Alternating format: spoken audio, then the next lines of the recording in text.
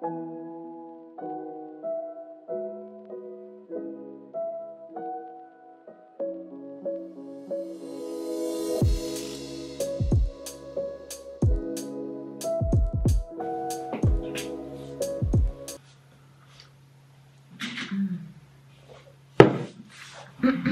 morning. It is December 6th, Nikolaus. So I told you guys that I was going to tell you a little bit about this German tradition, and I thought that today I could draw the tradition. You know, I could draw the different characters while I tell you the story. But before I can do that, I need to do some commission work. I have the short story that I need to draw the cover for, or just an illustration for it. And so before I can start on the other work, the non-commissioned paid client work, I need to sit down and sketch that out. I already have an idea. Usually how I do this is I read the story, and while I'm reading it, I'm trying to see what visual elements appear to me while reading the story. And immediately I like to combine things. So when it's just one image for a short story, I combine several parts of the story within the one illustration. And so I will be doing that in my big A4 plus Leuchtturm sketchbook. I love this sketchbook. I mean, this isn't meant for art. I think it's more meant for like note keeping or pencil or like dry mediums. I love using acrylic inks. Oh, acrylic inks on this paper is amazing. I just love also sketching in it. Okay, so I'm going to work a bit, and then I can tell you guys the story of Nikolaus and some German Christmas traditions.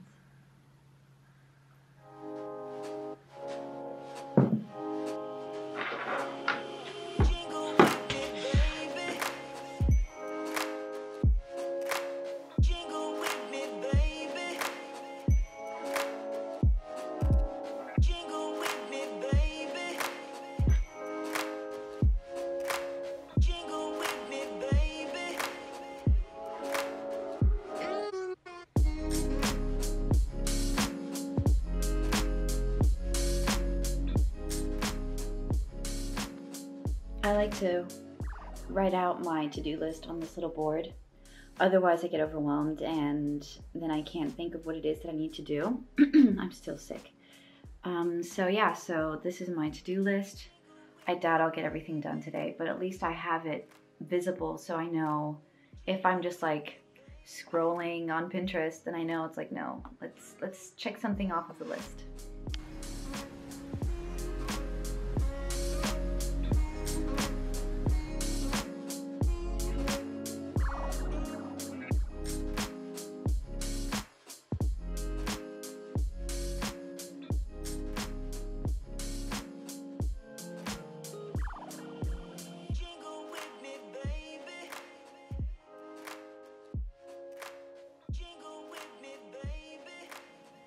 Hello everyone, welcome to Voiceover Christine. So I thought I would tell you a bit about the two anti-Christmassy figures, or two additional Christmassy figures in Germanic tradition. There are different names and different forms that these creatures have or people have, but I'm familiar with two. One is called Krampus and the other one is called Knecht Ruprecht. I always have a hard time saying that name. Ruprecht. And there are two different entities that walk around with Nikolaus on December 5th. In Germany, on December 6th, when the kids wake up, they find in their boots nice candies or chocolates and mandarins or clementines and nuts. And sometimes now in modern times, there's a little gift. Our tradition here at home is to include a book as a little Christmassy gift from Nikolaus. And usually it's a Christmas story. or something Christmas related. So here I am drawing Knecht Ruprecht, so I'm going to tell you a little bit about him. He, the legend says, is that he was living in the wild, and Nikolaus, Saint Nick, saved him from the wild. So he was badly injured while he lived in the forest, and that's why he has a limp. And he would be a companion to Saint Nikolaus and help him figure out which children had been well-behaved and which had been misbehaved. The misbehaved ones would then get soot that he would be carrying around in his bag and coal, while the good children would be getting the clementines or the mandarins and the nuts and the chocolates. And so he would walk around, and I believe he had a stick. Not sure if he would use it to hit the misbehaved children or not. But he's not as of a malicious character, or at least I don't find him to be one. He's more of just like a helper, and he's very grateful that Nikolaus saved him and helped him and kept him in Nikolaus' dwelling to live, and that he didn't have to live in the cold anymore. And then the second character that I know of is Krampus. Now it is believed that he existed from the pagan days, when the Germans or the Germanic people believed in gods and entities and spirits and all these supernatural, wonderful creatures. And Krampus is a half goat, I believed, or a horned creature, and half man entity, an anthropomorphic figure. And he exists within Central and the Eastern Alpine folklore of Europe.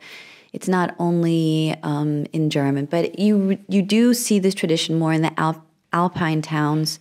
There are even on December 5th, the Krampuslauf, where young men will dress up like Krampus and run around and try to scare the kids in the audience with doing, different antics.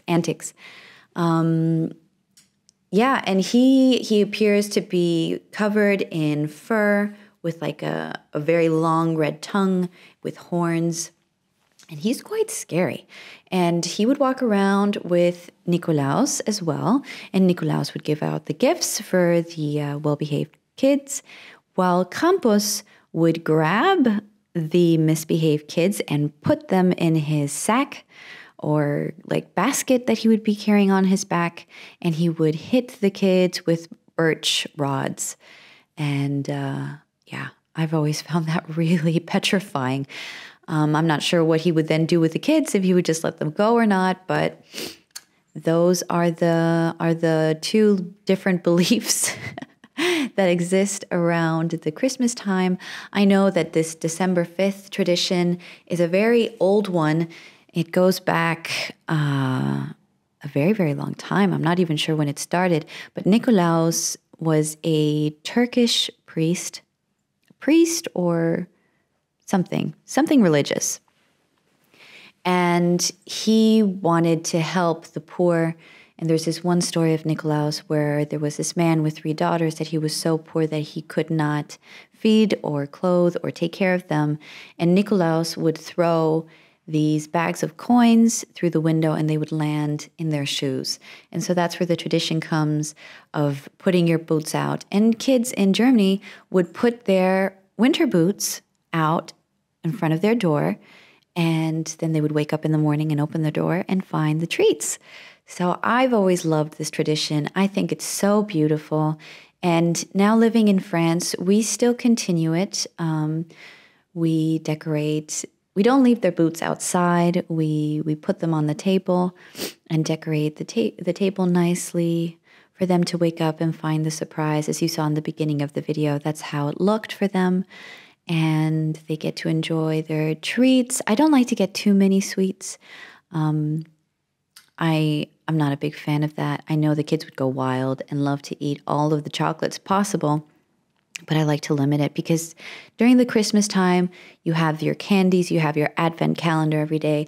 Then since we do a lot of German traditions, we also bake Christmas cookies called Plätzchen, or there are these different types. There's one with cinnamon, there's ones with chocolate, there's one with coconut, there's one with like vanilla. They're delicious, and you eat so much of it because it's just so yummy to eat sweet treats when it's cold outside. And right now there's frost and it's really cold right now. I believe it's like 2 degrees, and I'm looking out the window and I see that the grass is frozen. It looks like snow. It's not snow, it's just frost. And the sky is nice and pink and purple and orange and light blue. And that's another thing that people would say in Germany. When you would wake up and you would see this red sky, you would say that the Christkind is baking Plätzchen, is baking the Christmas cookies. It was just something really sweet. This time in Germany was always so magical. It would be so dark and cold and really difficult for me because of the grayness and because of the coldness, and you wouldn't see the sun that much. But then you would have all these lovely traditions that would just warm your heart and make it really beautiful in the house. Just like having the Advent Kranz, where you would light the candles, and you just light candles to give the house a nice atmosphere, and then you would decorate the house. You wouldn't have the Christmas tree up until pretty much the 24th. They do that very, very late within the Christmas season.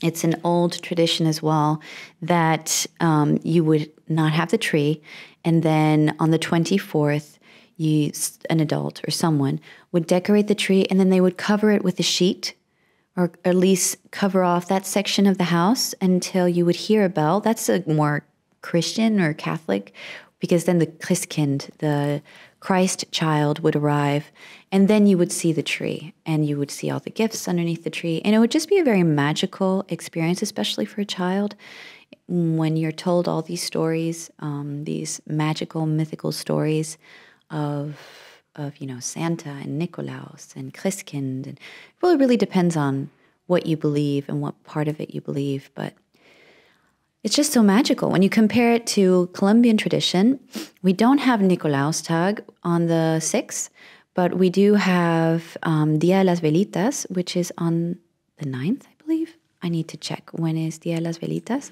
where you go out and you light candles.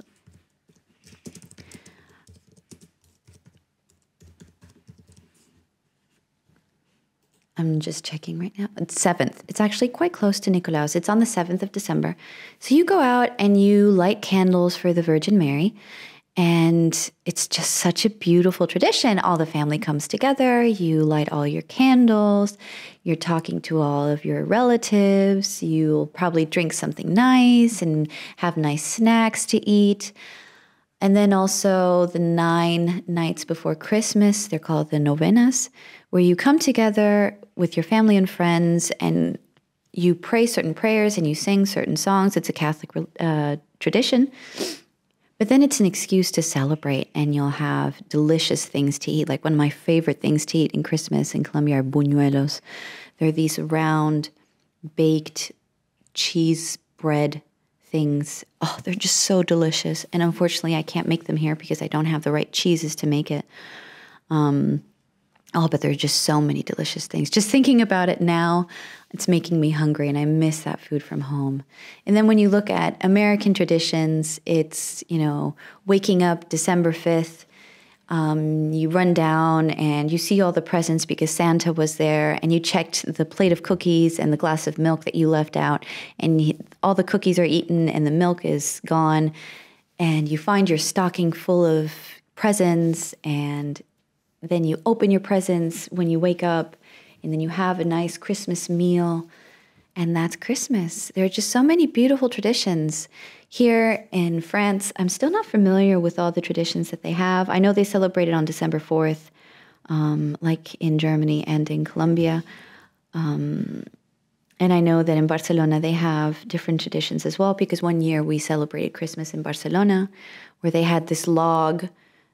I forget, I think it's called the Tio, and it has a painted face on it, and I think it poops out the presents, something like that. You're supposed to hit it so that it poops out the presents. It's a very funny tradition. And then in January, they have the Three Kings Day, where you get also gifts for the kids. It's just so lovely. All the Christmassy, wintry traditions are lovely, beautiful traditions, just like Hanukkah is so beautiful with lighting the menorah. I don't know, I just love them all. I just absolutely love them all. And I think they're just magical.